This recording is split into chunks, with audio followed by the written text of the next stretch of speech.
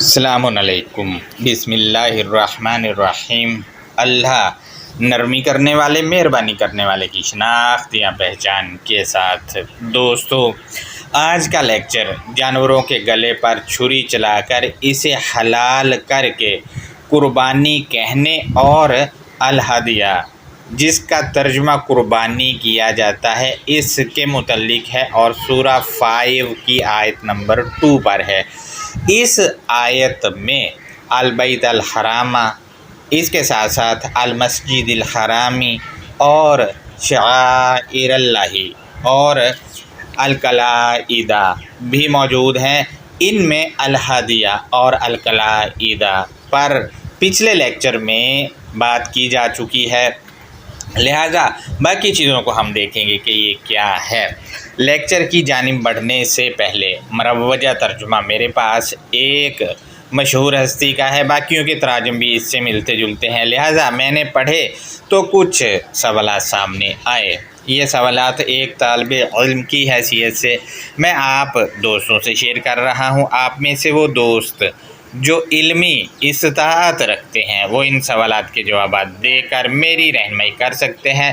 ترجمہ میں نے اسکرین پر لگا دیا، غور کریں، اس میں لکھا ہے: اے ایمان والو، اللہ تعالیٰ کے شعائر کی بے حرمتی نہ کرو۔ اس پر سوال یہ ہے کہ آیت میں تو یا ایھا الذین آمنوا آیا ہے، اس میں یا کے معنی تو اے ہو گئے، ایھا کے معنی کیوں نہ کیے گئے، اور آمنو کے معنی انہوں نے ایمان والوں کر دیا ہے، جبکہ الکتاب المبین میں ایمانی، ایمانن یہ مینشنز الگ سے موجود ہیں۔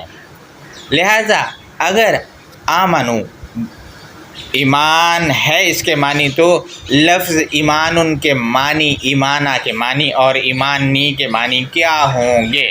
رہنمائی کریں۔ پوائنٹ نمبر 2 ہے، آیت میں لفظ تحلو کا ترجمہ بے حرمتی کیا گیا ہے، جبکہ اس کا مصدر احلال ہے اور الجزع احل ہے۔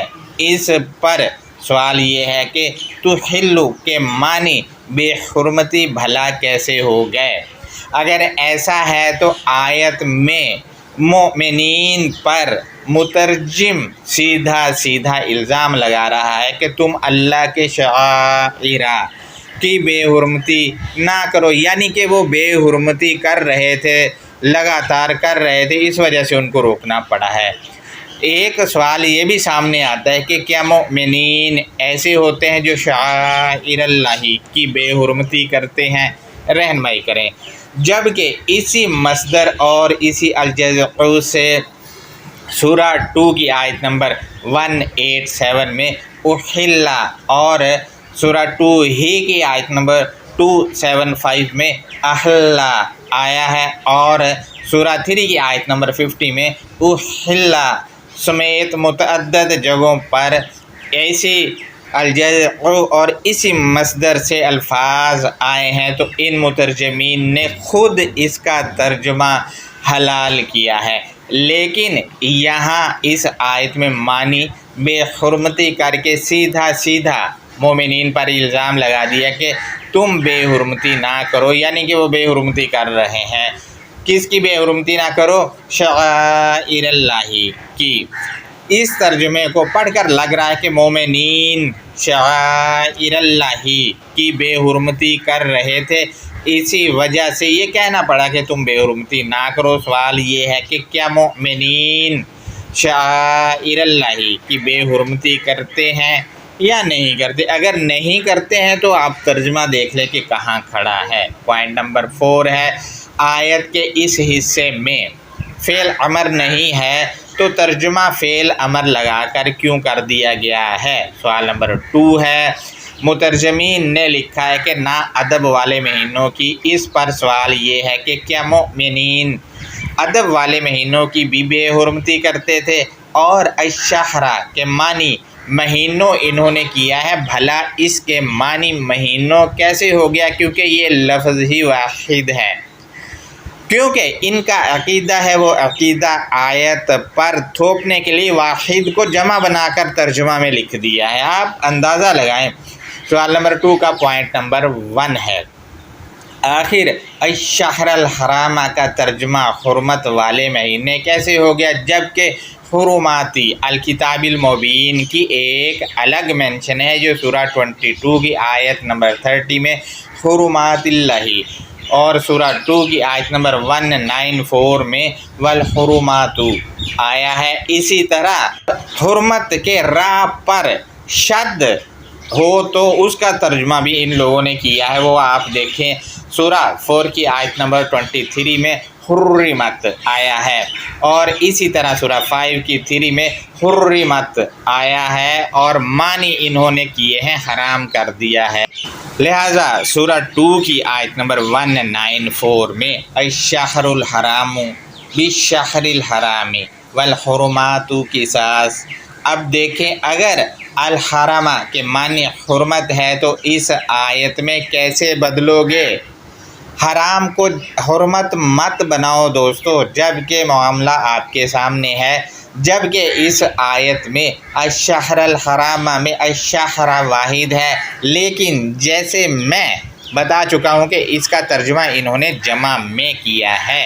کہیں ایسا تو نہیں ہے کہ حرمت کے 4 مہینوں والا مروج عقیدہ اس آیت پر تھوپنے اور اس آیت کو اس کے تابع کرنے کے لیے ایسی تحریف کی گئی ہے۔ مزید ہم آگے بڑھتے ہیں تو مترجمین لکھتے ہیں، سوال نمبر 3 ہے، نہ حرم میں قربان ہونے اور پٹا پہنائے گئے جانوروں کی جو کعبہ کو جا رہے ہوں۔ اس پر سوال یہ ہے کہ آیت کا متن لگا رہا ہوں، غور کریں، اس میں لکھا ہے کہ وَلَا الْحَدْيَ وَالْقَلَائِدَ وَلَا آمِنَ الْبَيْتَ الْحَرَامَ۔ سوال یہ ہے کہ ترجمہ کچھ اور ہے اور آیت کا متن کچھ اور کہہ رہا ہے۔ آیت میں کہیں نہیں لکھا ہے کہ جانور کعبہ لے جا رہے ہو، یہ انہوں نے اپنی طرف سے اضافہ کر کے اور اپنا عقیدہ جو ہے وہ آیت پر ڈالنے کے لیے ایسا کیا ہے۔ سوال نمبر 3 کا پوائنٹ نمبر 1 ہے، انہوں نے ترجمہ میں لکھا ہے پٹے پہنائے ہوئے جانوروں کی جو کعبہ کو جا رہے ہوں۔ اس پر سوال یہ ہے کہ پٹے تو کتا، بلی، بندر، ریچھ اور شیر اور گیدڑ اور بن مانس اور لومڑ اور لگڑ بھگا اور پانڈا وغیرہ وغیرہ وغیرہ کے بھی پہناتے ہیں لوگ ان کو پالتو بنانے کے لیے، تو کیا ان کو بھی کعبہ لے کر جانا ہے اور ان کی بھی قربانی کرنی ہے، کیونکہ ان کے گلوں میں بھی پٹے ڈالے جاتے ہیں۔ پوائنٹ نمبر 2 ہے سوال نمبر 3 کا، آیت میں لفظ البیتہ کا ترجمہ کعبہ کر دیا، آخر یہ تحریف کیوں کی گئی ہے؟ اگر البیتہ کا ترجمہ کعبہ ہے تو پھر جو آیت میں لگا رہا ہوں اس پر غور کریں، اس میں لکھا ہے سورہ 5 کی 97 ہے، جعل اللہ الکعبۃ البیت الحرام، اس کے مطابق الکعبہ البیت الحرام بھلا کیسے ہو گیا؟ کیونکہ انہوں نے البیتہ کو کعبہ بنا دیا ہے، اس کی وجہ ان کے عقائد ہیں اور جو انہوں نے الکتاب پر تھوپ رکھے ہیں۔ آخر کیوں ایسا کیا گیا؟ رہنمائی کریں۔ پوائنٹ نمبر 3 ہے سوال نمبر 3 کا، لکھتے ہیں جی حرم میں قربان ہونے والوں، اس پر سوال یہ ہے کہ حرم میں قربان ہونے والے کس لفظ کا ترجمہ کیا گیا، اور کیا کبھی آپ نے سعودیہ میں موجود حرم میں جانوروں کے گلے پر چھری چلتی ہوئی دیکھی ہے ان کے ایونٹ کے دنوں میں یا ایونٹ میں؟ تو برائے مہربانی ہمیں بتائیں۔ مزید ہم آگے بڑھتے ہیں تو سوال نمبر 4 ہے، مترجمین لکھتے ہیں کہ اور نہ ان لوگوں کی جو بیت اللہ کے قصد سے اپنے رب تعالیٰ کے فضل اور اس کی رضا جوئی کی نیت سے جا رہے ہوں۔ اس ترجمہ پر سوال یہ ہے کہ کیا مؤمنین لوگوں کی بے حرمتی کرتے تھے؟ کیا مؤمنین ایسا کر سکتے ہیں؟ جبکہ ایسا کرنا تو اوباشوں کا کام ہے، مومنین کا نہیں، اور نہ ہی مومنین ایسا کر سکتے ہیں۔ مروجہ تراجم کرنے والے مترجمین نے مومنین تو کیا پیغمبروں کو بھی نہیں بخشا ہے۔ لہذا سوال نمبر 5 ہے، مترجمین لکھتے ہیں ہاں جب تم احرام اتار ڈالو تو شکار کھیل سکتے ہو۔ اس پر سوال یہ ہے، پوائنٹ نمبر 1، اس ترجمہ کو پڑھا اور اسی سورہ کی آیت نمبر 96 کا ترجمہ پڑھا تو الکتاب المبین میں بہت بڑا تضاد آ رہا ہے، کیونکہ وہاں لکھا ہے کہ احرام کی حالت میں دریا کا شکار منع ہے اور دریا کا شکار حلال کر دیا گیا۔ سوال یہ ہے کہ یہ الکتاب المبین میں تضاد ہے یا پھر مترجمین نے جو عقائد ڈالے ہیں آیتوں پر ترجمہ کی صورت میں ان کی وجہ سے تضاد آ رہا ہے۔ رہنمائی کریں، سوال نمبر 5 کا پوائنٹ نمبر 2 ہے، جب تم احرام اتار ڈالو تو شکار کھیل سکتے ہو۔ اس پر سوال یہ ہے کہ یہ ترجمہ جو کیا ہے یہ آیت کے کس حصے کا اور کن کلمات کا ہے، کیونکہ آیت میں کوئی ایسے کلمات نہیں جن کا یہ ترجمہ کر دیا جائے۔ رہنمائی کریں یہ کن کلمات کا ترجمہ ہے۔ ہم مزید آگے بڑھتے ہیں، سوال نمبر 6 ہے، لکھتے ہیں جن لوگوں نے تمہیں مسجد حرام سے روکا تھا ان کی دشمنی تمہیں اس بات پر آمادہ نہ کرے کہ تم حد سے گزر جاؤ۔ سوال نمبر 6 کا پوائنٹ نمبر 1 ہے، اس پر سوال یہ ہے کہ مسجد الحرامی کے معنی و مفہوم کیوں نہ کیا گیا۔ رہنمائی کریں، پوائنٹ نمبر 2 ہے، مسجد الحرامی سے کب روکا تھا؟ کوئی شواہد ہیں تو وہ برائے مہربانی پیش کریں۔ مزید ہم آگے بڑھتے ہیں تو مترجمین لکھتے ہیں، سوال نمبر 7 ہے، اور اللہ سے ڈرتے رہو۔ انہوں نے واتقوا اللہ کے معنی اللہ سے ڈرتے رہو کیے ہیں۔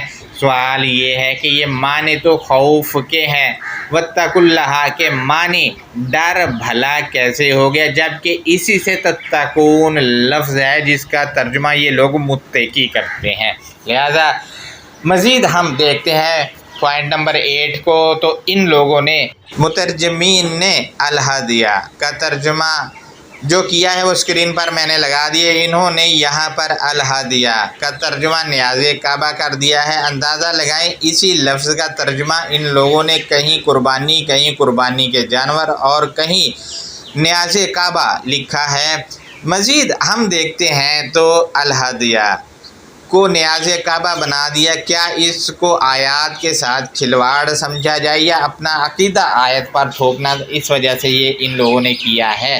مزید پوائنٹ نمبر 9 ہے، القلائدہ کا ان کا کیا ہوا ترجمہ میں اسکرین پر لگا رہا ہوں، غور کریں۔ انہوں نے اس کے معنی یہاں پر پٹے پڑے ہوئے کیا ہے، جبکہ دوسری جگہوں پر اس کے معنی پٹے پڑے ہوئے جانور کیا ہے۔ آخر کیوں جہاں دل کیا قرآن مجید کو اپنی نفسی خواہشات کے مطابق ڈھال لیا۔ رہنمائی کریں دوستو، یہ کچھ چیزیں تھیں جو میں نے آپ سے شیئر کی ہیں۔ اب اس آیت کی انڈرسٹینڈنگ کی جانب بڑھتے ہیں، تو اس سے پہلے والی آیت سورہ 5 کی 1 کا آخری فریز میں آپ سے شیئر کر رہا ہوں، اس کے بعد ہم آگے بڑھیں گے۔ اس میں لکھا ہے کہ ان اللہ یحکم ما یرید، واقعہ ہی خالق وہ تمام حکم دیتا ہے جو اس کا ویژن ہے، یعنی کائنات کا جو کہ بنانے والے کا جو ویژن ہے اس کا حکم جو الکتاب المبین میں دیا گیا ہے، اور اس کا ویژن بھی الکتاب المبین میں ہی ہے۔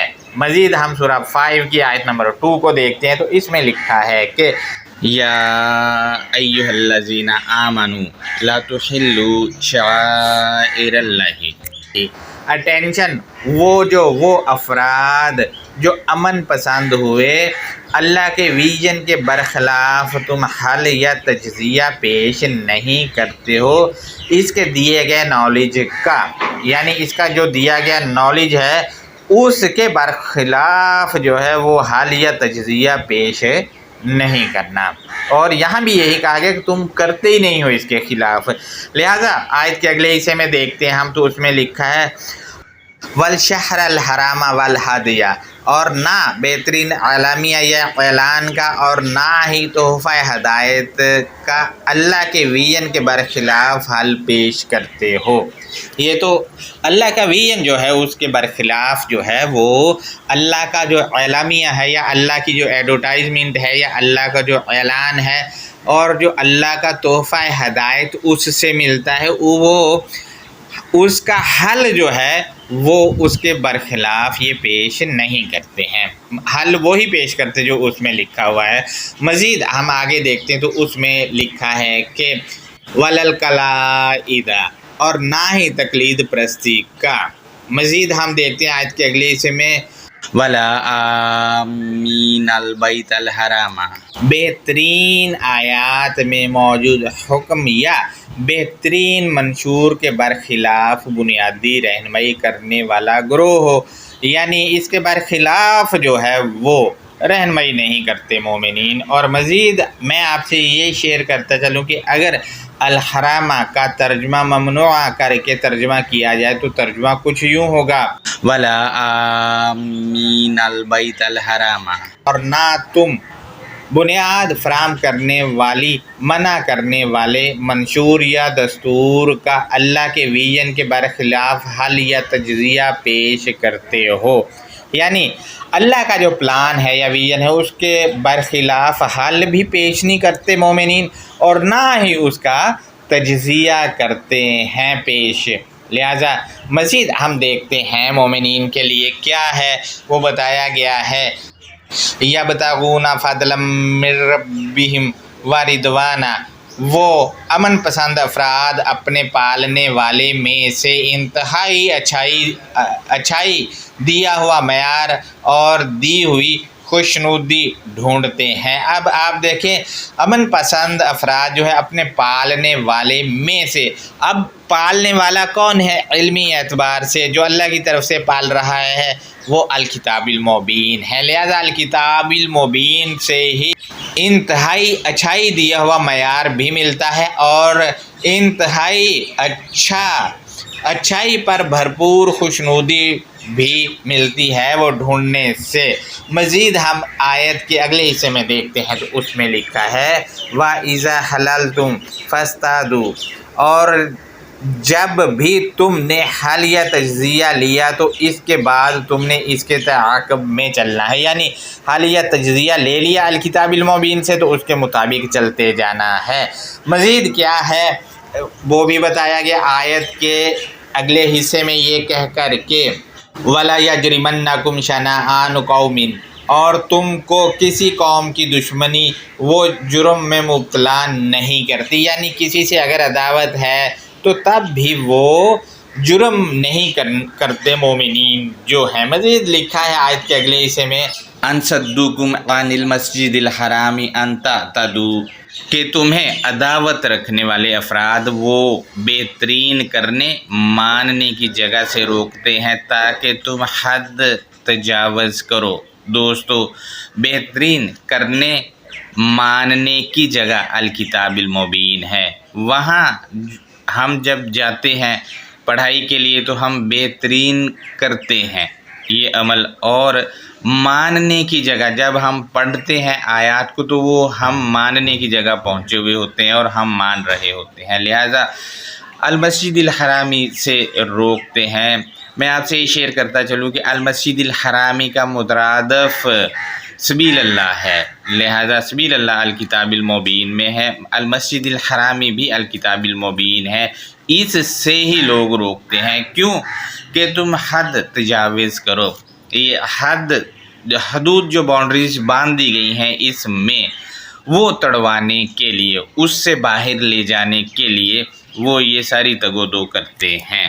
لہذا مزید اگر ہم الحرامی کے معنی ممنوع کر کے ترجمہ کریں اور اس کو دیکھیں تو ترجمہ کچھ یوں ہوگا ان صدوکم عن المسجد الحرام ان تعتدوا، کہ تمہیں وہ مخالفت رکھنے والی کمیونٹی تمہیں منع کرنے کی جگہ کے متعلق روکتے ہیں۔ دوستو ماننا کسی چیز کو ہے یا کسی چیز کو منع کرنا ہے، یہ دونوں آپشنز الکتاب المبین میں ہے۔ الکتاب المبین کہیں پر روک رہی اور کہیں پر منوانے کا کہہ رہی ہے، لہٰذا ہم مزید آیت کے اگلے حصے کو دیکھتے ہیں تو اس میں لکھا ہے وَتَعَاوَنُوا عَلَى الْبِرِّ وَالتَّقْوَىٰ، اور تم ایک دوسرے سے تعاون کرو نیکی اور بھروسہ مندی پر، یعنی نیکی اور بھروسہ ہونا لازمی ہے۔ مزید ہم دیکھتے تو آیت کے اگلے حصے میں ہے کہ وَلَا تَعْوَنُوا عَلَى الْإِثْمِ وَالْعُدْوَانِ، اور تم ایک دوسرے سے تعاون نہ کرو جرم اور مخالفت پر، یعنی جرم ہو یا مخالفت ہو تو ایک دوسرے سے تعاون نہیں کرنا۔ مزید ہم دیکھتے ہیں آیت کے اگلے حصے میں، تو اس میں لکھا ہے وَاتَّقُوا اللَّهَ، اور تم کائنات بنانے والے سے جڑو، یا تم کائنات بنانے والے کا بھروسہ کرو، یا تم کائنات بنانے والے کی قوت بنو، یہ ترجمہ اس کا ہو سکتا ہے۔ مزید ہم آیت کے اگلے حصے میں جاتے ہیں تو اس میں لکھا ہے کہ ان اللہ شدید العقاب، حقیقتاً کائنات بنانے والا بہت زیادہ باریک بینی دینے والا، یا اس کا دوسرا ترجمہ ہوگا حقیقتاً کائنات بنانے والا بہت زیادہ عقابی نظر دینے والا ہے۔ لہذا دوستو یہ ہمارا آج کا لیکچر تھا، اس میں کہیں نہیں لکھا کہ کوئی جانور جو ہے وہ وہاں لے کر جانے سعودیہ میں، اور کہیں نہیں لکھا ہے کہ وہاں جا کر، جس کا ان لوگوں نے تراجم میں کیا ہے کہ وہاں جا کر یہ فیسیلٹی موجود ہو۔ لہذا دوستو یہ لیکچر تھا، اس پر کوئی سوال ہے تو آپ ہم سے ضرور کر سکتے ہیں۔ اللہ حافظ۔